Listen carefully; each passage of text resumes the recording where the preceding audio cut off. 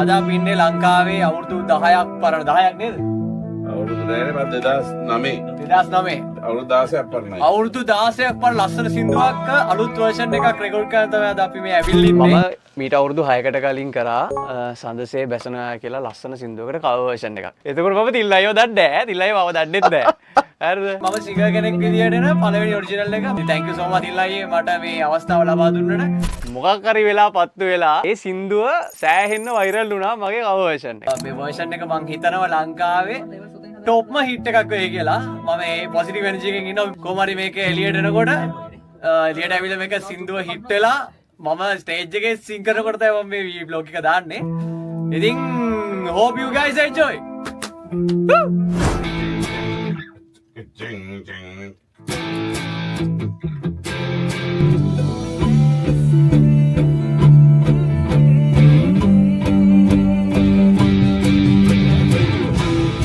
එතකොට මම මේ මිනිස්සු රෙස්පෙක්ට් කරන පළවෙනි දේ තමයි එකක් මට කොපිරයිට් ක්ලේම් එකක් ගැහුවේ නැහැ. ඒක මම මෙන්ෂන් කළාම කියන්න ඕන. ගොඩාක් සීනියර් ආටිස්ලා ඒ වැඩේ කරනවා. ඒක එයාලට රයිට් එක තියෙනවා. හැබැයි මම ගැන හිතලද දන්නේ නැහැ. කොහොම හරි මම අලුතින් එන කෙනෙක් නිසාද දන්නේ නැහැ. ඒ මිනිස්සු මට කොපිරයිට් ක්ලේම් එකක් ගැහුවේ නැහැ. එකක් ඒකට මම රෙස්පෙක්ට් කරනවා. එතකොට දෙවෙනි දේ මට ආයි සිංගර් කෙනෙක් වෙන්න ඕන කියන අයිඩියා එක ඔලුවට ආවට පස්සේ මගේ ඔලුවට ආව පළවෙනි දේ තමයි ඇයි මට මේ සින්දුවෙම පටන් ගන්න බැරි කියලා. ඉතින් මට හිතුණා තිල්නයත් එක්ක කතා කරලා බලන්න මේ සින්දුව මට කියන්න දෙයිද කියලා.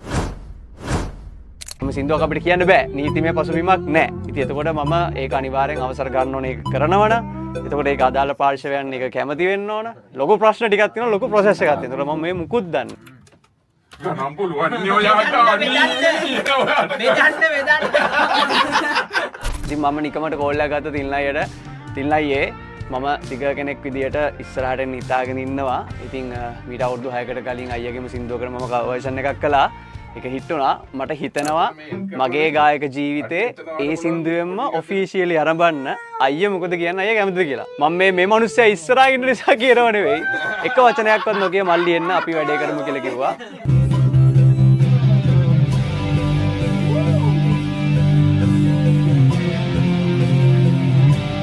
තිල්න රුහුණගේ කියන චරිත මිස්සර මට පේන්න බෑ මේ චරිතය. ඇත්තටම මම කියන්නේ ළඟ තියාගෙන කියන්නේ මට පේන්න බෑ. එන්න පඬිත ඩයලොග් කියලා හිතන් ඉතින් මේ සීනියර් ආටිස්ට්ලා සීනියර් ප්‍රොඩියුසර්ස්ලා එන පඬිත කියලා අපි හිතාගෙන ඉන්නේ. හැබැයි එහෙම නෑ. මාරම ලේසි වැඩ කරන්න තිල්නයත් එක්ක වුණත් මම මාර ආසාවෙන් වැඩ කරේ මේ ප්‍රොජෙක්ට් එකේ. මාර සපෝට් එකක් දුන්නා මල්ලි මේ විදිහට කරමු මේ විදිහට කරමු කියලා යාගේ අයිඩියාස් උත් දාලා. ඉතින් මට අයිඩියා එක තියුනේ සඳසේ බැසනවා වැඩේ ලස්සන එකෝස්ටික් වර්ෂන් එකකට කන්වර්ට් කරන්න.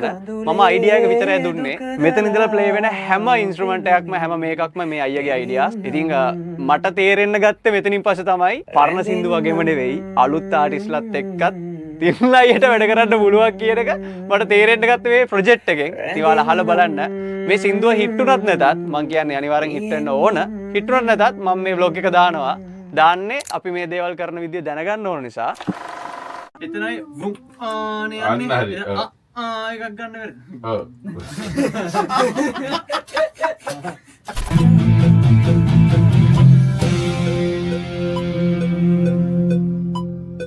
මේ සින්දු හදපු ඉතිහාසෙටම ලයිව් ඩ්‍රම්ස් ප්ලේ කරපු පළවෙනි සින්දු. ඕ සිරාවට? ඒ කියන්නේ ක්‍රෙඩිට් එක වලද? ක්‍රෙඩිට් එක වලද? හරි. ඒ කියන්නේ අපි ලයිව් ප්ලේ කරන ඩ්‍රම්ස්. අපේ බුද්ධික මල්ලි බුද්ධික අයියා. B+ බුද්ධික අයියා. මේ ලීඩ් පාර්ට් එක ගැන කියන්න ඕනේ. අන්න ඒක කියන්න ඕනේ. අපේ ප්‍රකාශ් රණසිංහ. ඒ වගේම බේස් ගන්න අපි ගත්තා කනිෂ්කව.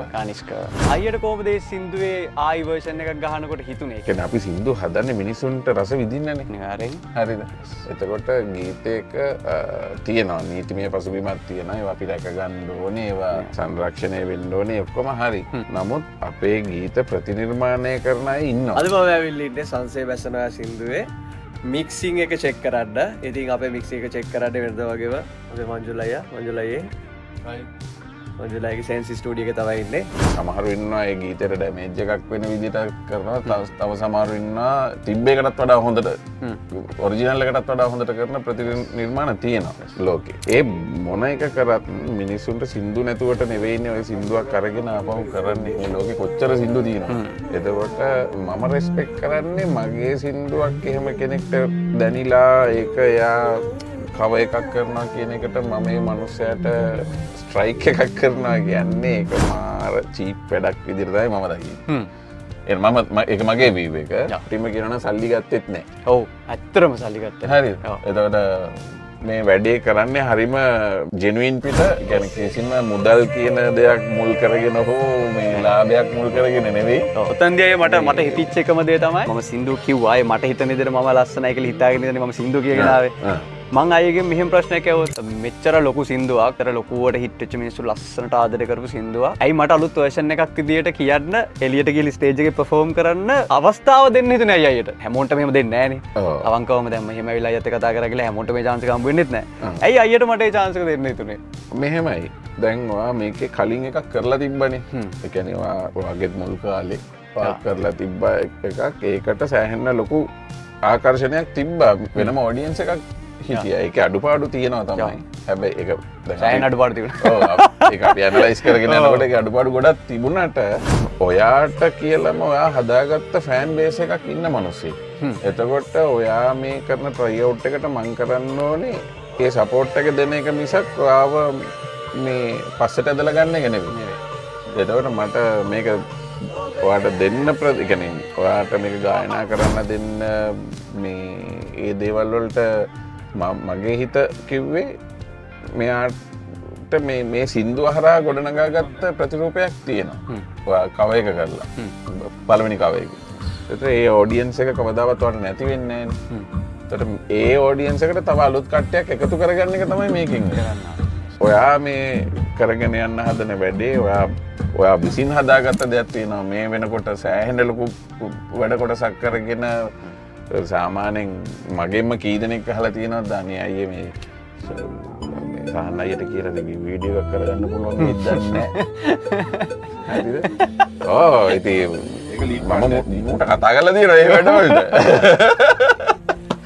එතකොට මෙයා ඒ පැත්තට ගියේ මං හිතන්නේ ඒක ඔයාට ඒකත් සනාවට ඔයාට ඒක කරගුණා ලස්සනට හැබැයි ඉතින් ඔයා පර්ෆෝමින් වලට එනවා කියන්නේ මේ තියෙන ඉගෙන ගන්න තියෙන දේවල් අඩුපාඩු හදාගෙන ඉස්සරහට එන්න ඕන එකක්. ඉතින් මේ ගීතය ඔයාලට පර්ෆෝම් කරන්න මම දෙනවා. ඉතින් ඔයා ගිහිල්ලා ලස්සනට මේක වැඩේ පාවිච්චි කරලා මේ මුල් ගායක ගායිකාවන්ගේ ඒගොල්ලන්ගේ හිත දිනාගෙන මේක කිසිම කෙනෙක්ගේ මේ ප්‍රතිනිර්මාණයක් ඇතුළේ කිසිම කෙනෙක්ගේ හිත රිද්දීමක් හෝ වෙන ආයතා දෙයක් එහෙම නැත්නම් වෙන දේවල් නැහැ ඇත්තම කියනවා.